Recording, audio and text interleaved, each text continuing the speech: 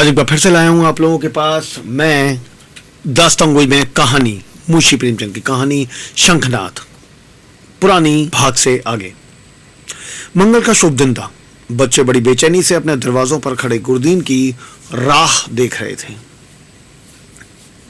कई उत्साही लड़के पेड़ों पर चढ़ गए और कोई अनुराग से विवश होकर गांव के बाहर निकल गए थे। सूर्य भगवान अपना सुनहला थाल लिए पूरब से पश्चिम जा पहुंचे थे।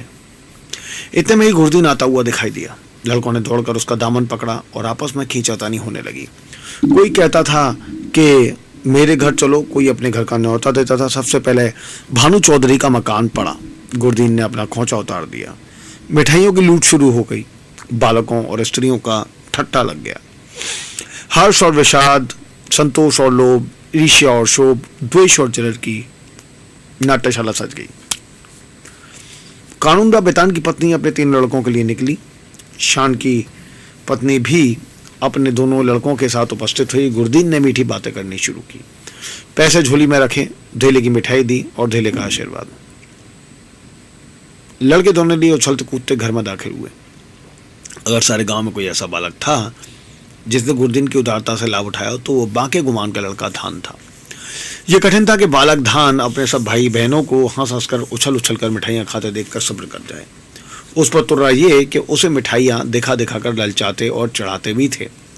बेचारा धान चीखता और अपनी माता का आंचल पकड़ कर दरवाजे की तरफ खींचता था, पर वो अबला क्या करे। उसका हृदय बच्चे के लिए ऐंठ कर रह जाता था। उसके पास एक पैसा भी नहीं था। अपने दुर्भाग्य पर, जेठानियों की निष्ठुरता पर और सबसे ज्यादा अपने पति के निखट्टूपन पर कुड़ कर रह जाती थी। अपना आदमी ऐसा निकम्मा न होता तो क्यों दूसरों का मुंह देखना पड़ता, क्यों दूसरों के धक्के खाने पड़ते। उसने धान को गोद में उठा लिया और प्यार से दिलासा देने लगी। बेटा रो मत, अब के गुरदीन आवेगा तो तुम्हें बहुत सी मिठाई ले दूंगी। मैं इससे अच्छी मिठाई बाजार से मंगवा दूंगी। तुम कितनी मिठाई खाओगे।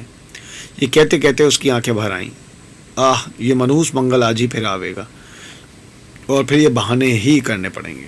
हाय अपना प्यारा बच्चा धेले की मिठाई को तरसे और घर में किसी का पत्थर सा कलेजा न पसीजे। वो बेचारी तो इन चिंताओं में डूबी हुई थी और धान किसी तरह चुप ही ना होता था। जब कुछ वश न चला तो माँ की गोद से जमीन पर उतर कर लौटने लगा और रो कर दुनिया सिर पर उठा ली। माँ ने बहुत बहलाया, फुसलाया, यहाँ तक कि उसे बच्चे के इस हट पर क्रोध भी आ गया। मानव हृदय के रहस्य कभी समझ नहीं आते। कहा तो बच्चे को प्यार से चिपटाती थी, ऐसी झल्लाई कि उसे 2-3 थप्पड़ जोर से लगाए और घुड़क कर बोली, चुप रह भागे, तेरा ही मुंह मिठाई खाने का है। अपने दिन को नहीं रोता, मिठाई खाने चला है। बांके गुमान अपनी कोठरी के द्वार पर बैठा है कौतुक बड़े ध्यान से देख रहा था। वो इस बच्चे को बहुत चाहता था। इस वक्त के थप्पड़ उसके हृदय में तेज भाले के समान लगे और चुभ गए। शायद उनका अभिप्राय भी यही था। दुनिया रुई को धुनकने के लिए दांत पर चोट लगाता है। जिस तरह पत्थर और पानी में आग छिपी रहती है, उस तरह मनुष्य के हृदय में भी, चाहे वो कैसा ही क्रूर और कठोर क्यों ना हो, उत्कृष्ट और कोमल भाव छिपे रहते हैं। गुमान की आंखें भर आईं। आंसू की बूंदें बहुधा हमारे हृदय की मलिनता को उज्ज्वल कर देती हैं।